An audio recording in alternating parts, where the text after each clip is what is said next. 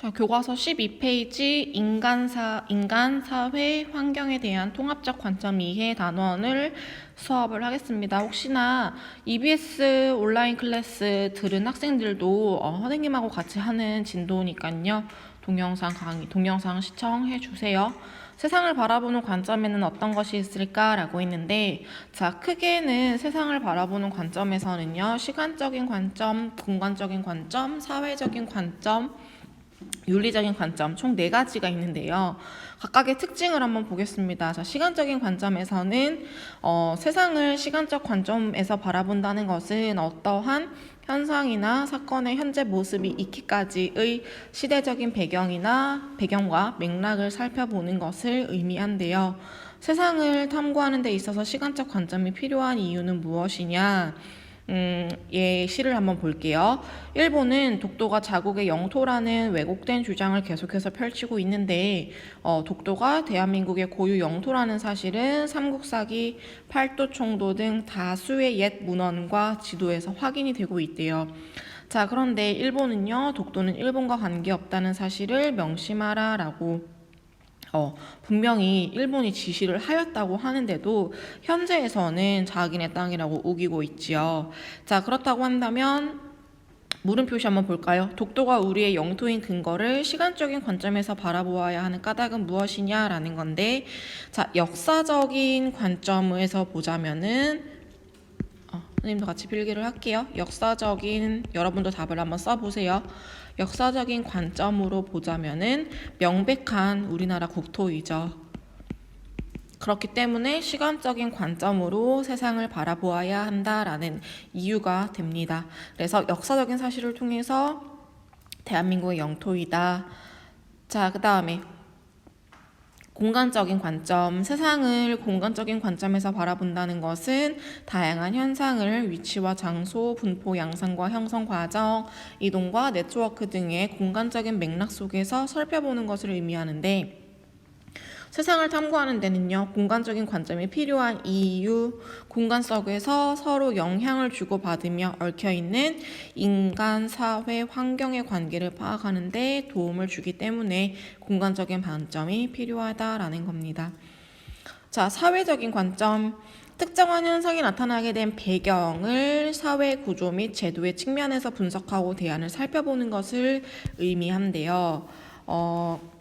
세상을 탐구하기 위해서 사회적인 관점이 필요한 까닭은 한 사회의 성격을 이해하고 민주적인 사회생활을 위하여 해결해야 할 여러 문제를 파악하는 데 도움을 주기 때문이래요.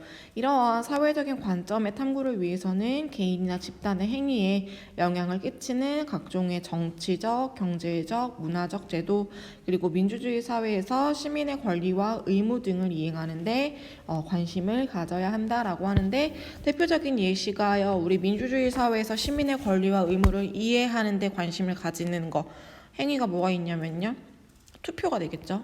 저번 주에 전 우리나라도 국회의원을 뽑는 총선이 있었었죠. 그래서 이러한 세상을 바라보는 관점 총 지금 3가지 했는데, 자, 나머지 하나 뒷페이지에 더 있네요. 하나 다시 볼게요. 자, 뒤에 넘어가서 윤리적인 관점.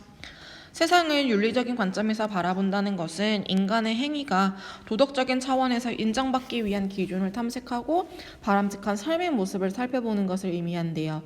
세상을 탐구하는 데 윤리적인 관점이 필요한 까닭은 다양한 사회 현상을 도덕적인 가치에 따라서 평가하고 사회가 나아가야 할 규범적인 방향을 설정하는 데 도움을 주기 때문이래요. 사례를 한번 볼게요. 우리가 먹는 초콜릿에는 서아프리카 아이들의 피와 땀이 묻어있대요. 카카오 농장주들은 조금이라도 저렴하게 카카오를 생산하기 위해 법을 어기고 싼 값에 아동을 고용, 그다음에 이런 과정에서 납치하거나 사고 파는 일도 있대요. 그래서 180만 명 정도가 이렇게 카카오 농장에서 일을 하고 있는데, 이들 대부분은 인신매매를 통해서 팔려온대요. 자, 그러면 이러한 문제를 윤리적인 관점에서 바라보아야 하는 이유는 무엇일까요? 밑에 답이 있기는 한데, 자, 볼까요? 인간의 존엄성과 관련된 문제이다 라는 거예요. 따라서 누구든 인간다운 삶을 누릴 수 있도록 해야 한다라는 도덕적 기준에서 평가가 돼야 한대요. 그래서 이렇게 총 4가지 세상을 바라보는 관점 종류 4가지 했습니다.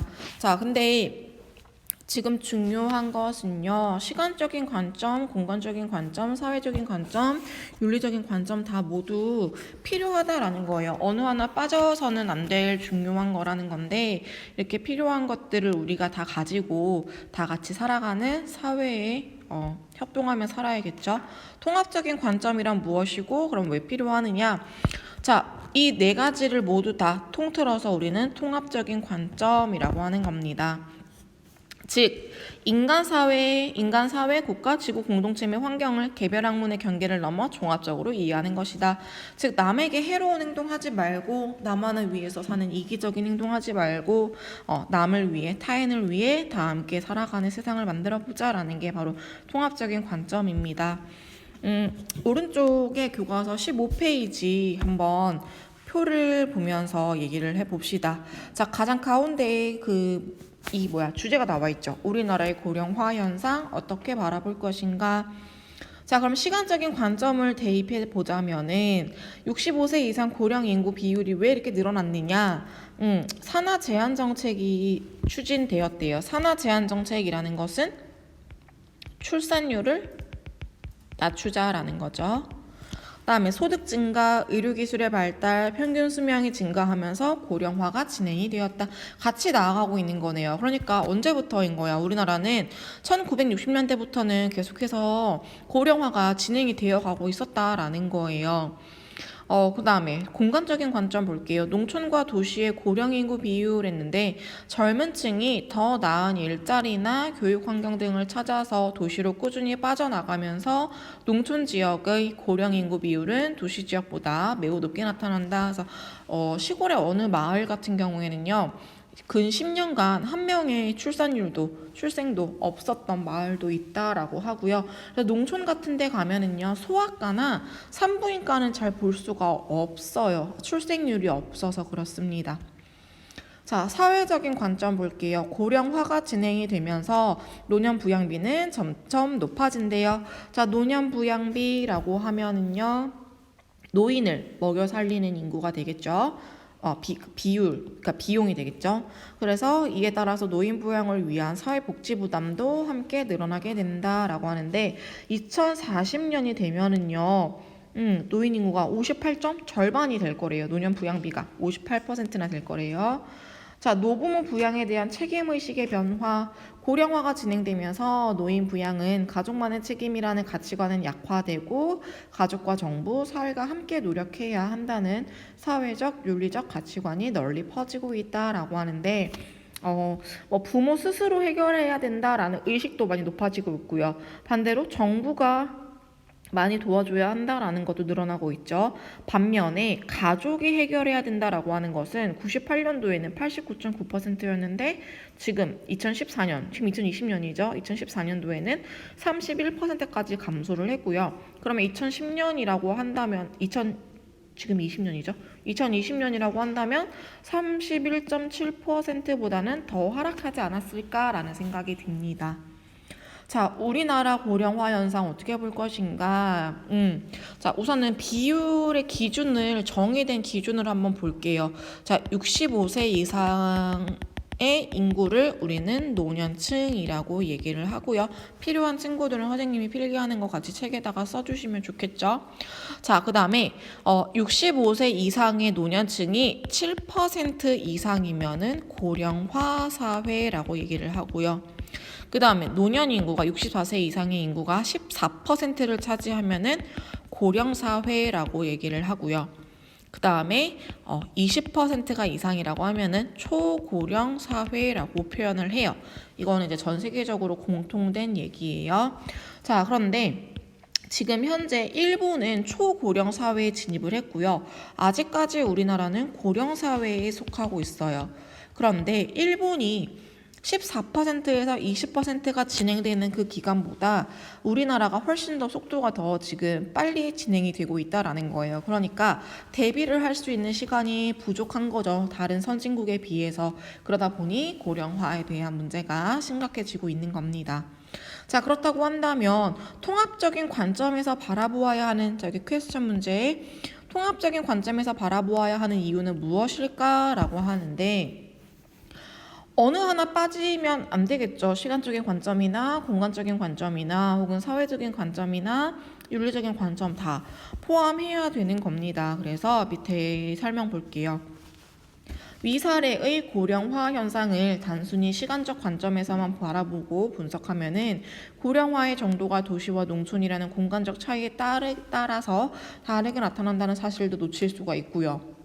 그 다음에 사회복지 부담이 증가할 것이라는 사회적 관점의 분석은 노인 부양을 누가 책임져야 하는지에 관한 사람들의 가치관을 함께 고려할 때 구체적인 해결책으로 이어질 수도 있겠고요.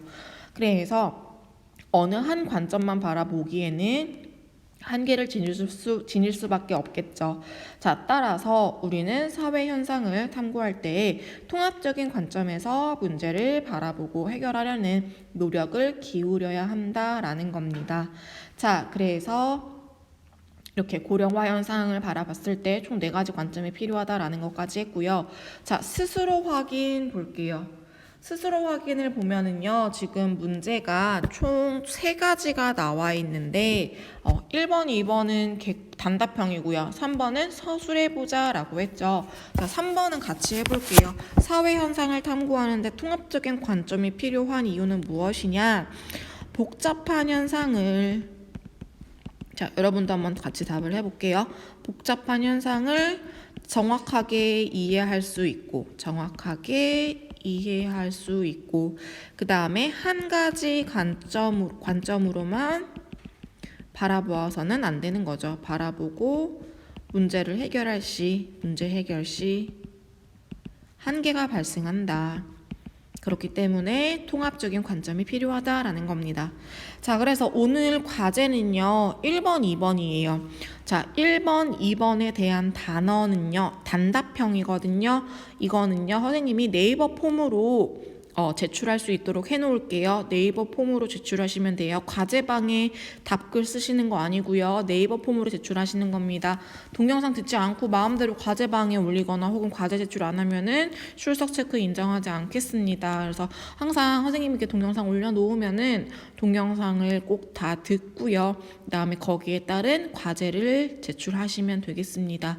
궁금한 거 있으면은요, 선생님한테 개인적으로 연락을 하셔도 됩니다. 선생님이 개인적인 번호 알려드릴게요. 여러분들한테 선생님 번호는요 010-9519-1738입니다. 선생님 이름 다 알긴 알겠죠? 이제 조혜진 선생님이고요. 그래서 수업 내용 듣고요. 궁금하거나 혹은 모르겠는 거 선생님한테 질문하고 싶은 거 있으면은 개인적으로 선생님한테 문의를 하면은 선생님이 확인이 됐을 때 답변을 하겠습니다.